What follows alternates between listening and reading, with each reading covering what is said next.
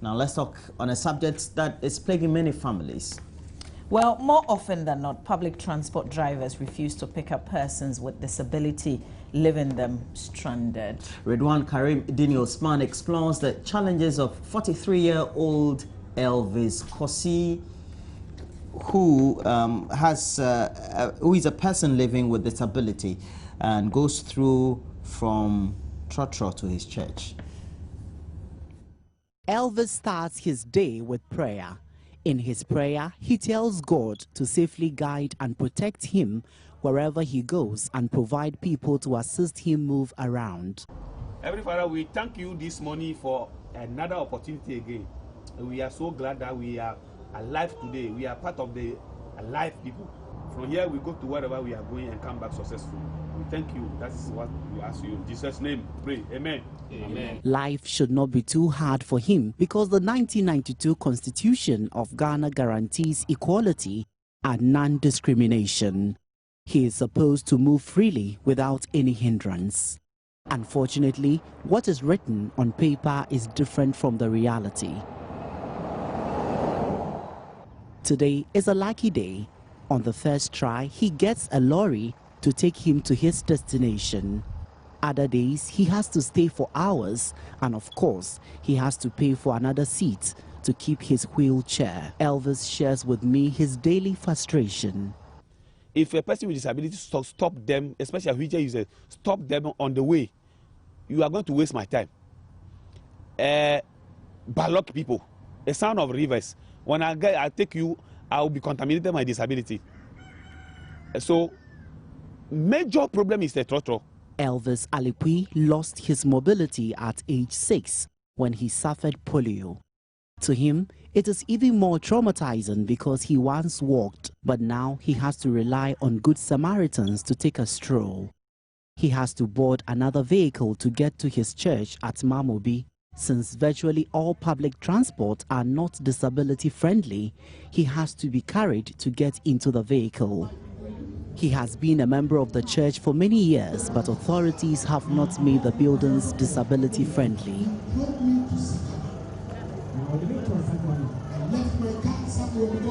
Elvis says he is grateful for all the help people give him, but he would rather prefer to wheel himself independently. I always say I will not feel whereby getting to the entrance people will carry me. You know, there's a say, it is a real that something that we carry, it's an object, and we carry dead body, we carry a human being when the situation is aggravation on the human life. My situation is not grave, it is a deformity, it is a challenge. Why should I allow to be carried? Reverend Emmanuel Joe Annabelle is head pastor of Mamobi Assemblies of God Church. He admits the church needs to step up and make structures disability friendly. As a church, we are trying to do all what we can to give a push to these disabled ones, someone like Elvis. We have in plan of projecting him to the next level of his career. Elvis, however, believes a barrier-free and disability-friendly environment would help promote a more inclusive society and employment opportunities for people with disability. The story of Elvis Kosi Alipui is a true reflection of the current state of persons with disability in Ghana. Limited accessibility and discrimination continue to be the impediments, but with one more year to see the full implementation of the Disability Act, persons with disability in Ghana are calling on the government to do more to ameliorate their sufferings. Redwan Karim Dini Osman, Joy News, Accra. Yeah, amazing. Sometimes until you see the real challenges that persons such as Ms. Alipi goes through, you would never imagine. It's a very difficult challenge. And we also have to acknowledge that indeed many of our workplaces, we have structures that are not disability friendly. Yeah. And I guess it all behoves on management to be able to make sure that these things are put in place in many of the workplaces we have around. Can we say it's a call to all Ghanaians? All person? of us, really. Yeah. All of us. All of us. Okay. Well, we also have to remain on the subject of disabilities, because sometimes when we're told children suffer most when parents decide to divorce, we just feel that people are making it up. Yeah. But we'll bring you a story of young Courage who is forced to live on the streets because of a broken home. This is Courage. He's 13. Courage has dyslexia. This means he can't read or write well. He says he was always unhappy in school because his teachers said he was not intelligent.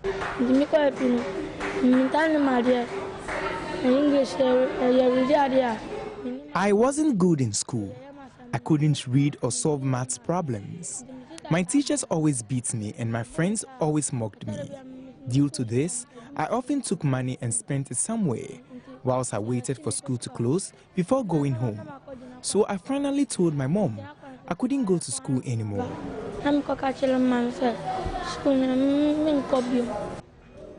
Courage's mom moved him to Accra to stay with his aunt, but that made things worse for him. When my aunt brought me to Accra, she refused to send me to school. Her money got lost, and she accused and abused me for stealing her money. So I fled. The streets have become Courage's new home. It's almost 6 a.m. and this is home for children like Courage after begging throughout the day in Accra or carrying loads for people. This is where they come to take their rest, in front of shops here at Kaneshi Market. And they tell me it's really tough for them, but they have no alternative. Question: is there any social protection for children in Ghana? But sleeping on the streets has come with more trouble than Courage ever imagined.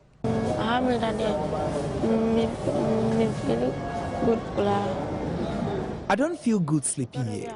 Sometimes, people come to cut our clothes into pieces, some to shave our hair when we are asleep.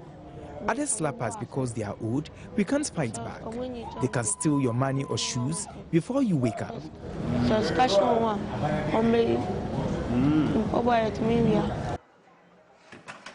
Courage does menial jobs to survive on the streets.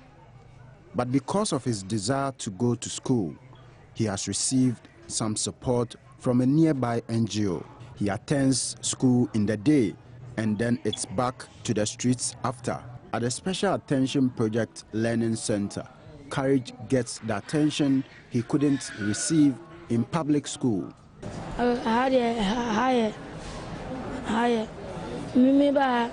This learning center is good. They give me more attention here.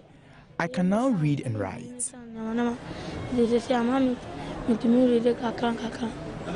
His teacher explains how he is handled in class. We don't teach generally, as in the other main schooling. We have an individualized educational plan, which looks like helping the child learn a specific area of difficulty. So every child is taught or handled individually in the class. And that is what the Special Attention Project, SAP, is focused on. Although more children are going to school, many of them drop out before primary 6. Children that are going to start school in September today, 15% of them will not see it to primary 6. Additional 35% of them will not complete JHS. We have realized that repeated learning difficulties in school that has not been addressed by the school system is one of the major causes why children are dropping out of school. But Courage does not know he has dyslexia.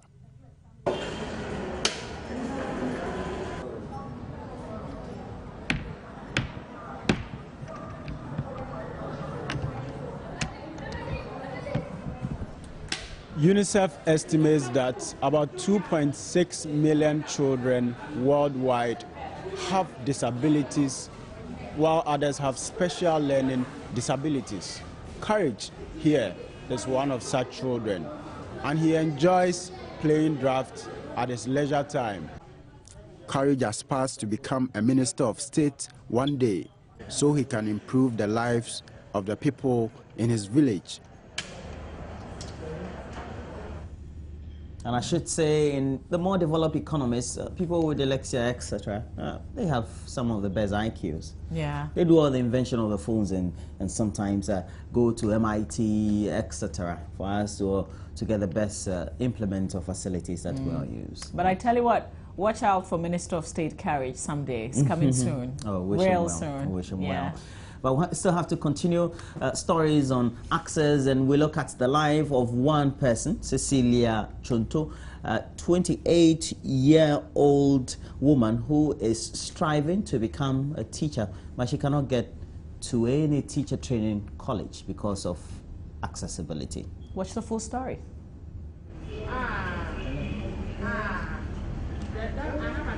Cecilia Chunto, 28 years, is emotional about how society treats her. Paralyzed from childhood, she had to adjust to the harsh realities persons with disability face. I started schooling in my hometown, which is Senya Breku in the central region. At 14 years in JHS 2 or so. And I went to school. I couldn't come back to the house, so a friend had to carry me on her back to the house. So when my mother came from the farm, she asked me to get up, and I told her I can't stand on my feet and walk. So my paralyzation starts at the age of 14 years. I stopped schooling, so my mom brought me to Accra. By then my father was staying in Accra here at CFC, Domi CFC. So when we came to Accra, someone directed us to Nipe Hiamwa. I was given some treatment and some medicine in about 3 months, and nothing was happening. Cecilia's mother, Mary, searched for healing for her daughter, but to no avail.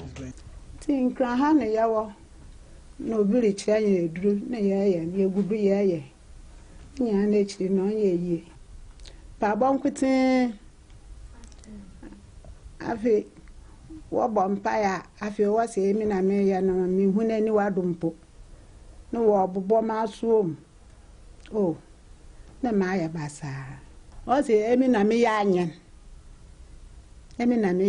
na me ya bofre so me da mi hu ma me yen se mi so ni na mo se mi so ni nsambo se mi na kwa hino. Tired of several solutions to make her walk, which failed, she was forced to accept the reality of being a wheelchair user and get an education. When we went to the school for admission, a statement was made that the school is not a disability school. It hurt me so much. How did you feel? Describe that day. How did you feel? It was bad. Even though I cannot walk, I can talk, I can write. So why is it that because of my condition, I can't get admission in a basic school? So that day, I feel very bad. It was very sad for me. But a Catholic priest, who was my Catholic priest, because it was a Catholic school, the name that I know is Father Kofi. He stood up for me, and then I was admitted. I gained admission in the school.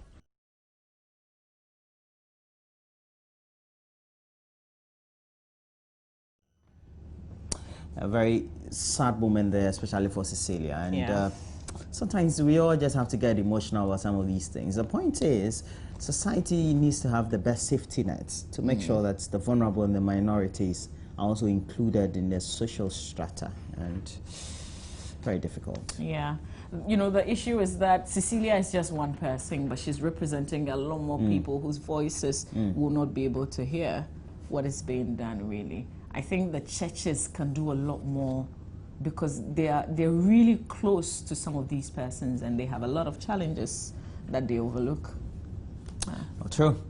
We still have to continue because the Ghana Muslim Students Association has directed all of its members to disregard a directive from the Ghana Education Service instructing all students to attend morning devotions in their schools. The GES served notice to the student to participate in the morning devotion if it was part of the school's rules. However, the Ghana Muslim Students Association has rejected that directive from the GES and called on all Muslim students all over the country to do the same.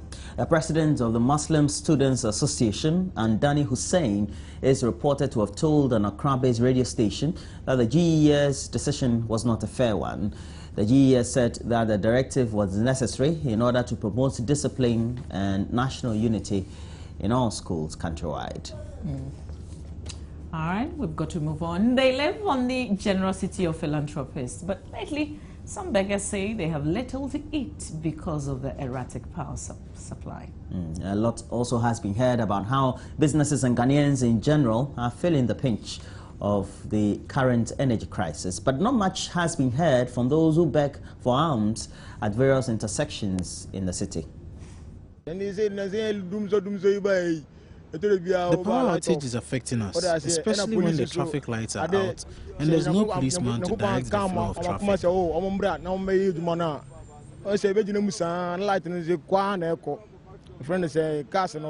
It takes a philanthropist to gift us some money. The cars toot their horns when the drivers slow down to even help us.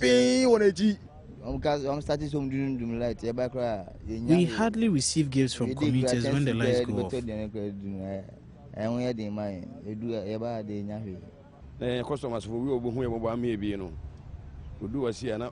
Our customers hardly stop to donate to us because they are afraid they will be hit from behind.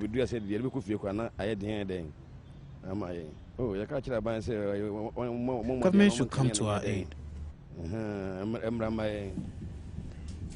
Well, the beggars also say the situation has put their lives in danger as they have become targets for robbers and criminals. We sleep outside. When the lights go out, we are attacked by thieves. They take our money away. I have become a target for robbers, especially when the power goes out.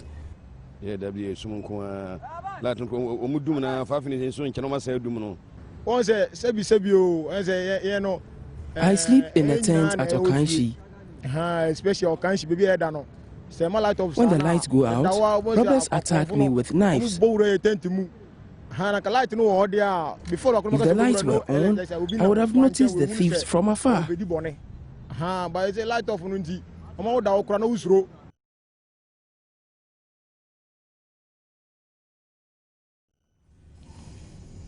All right, everybody's affected by doomsday, even the persons who beg on the streets. Amazing. Okay, please make sure that you extend your generosity to them when you see them, because sometimes they are really under the current stress. Yeah. Once the traffic lights don't stop, it means that they also don't get to have that intervals to make sure they beg for alms. But it's tricky, eh? Yeah, it's really tricky for me, because when I'm given, I don't know, are they for real? That's what I ask myself. I think some of them is their occupation mainly. Yeah. So they live on what we give them. Yeah. Can they get jobs? That's another hard question I ask myself sometimes. I think we need to create a forum for them. I think my banner segment will be good for it. I know if I start this conversation, where will we? But these beggars also are facing challenges, and always face challenges when the weather is that bad. And talking about the weather, we have to take a look at what the temperature figures will be for the next 24 hours.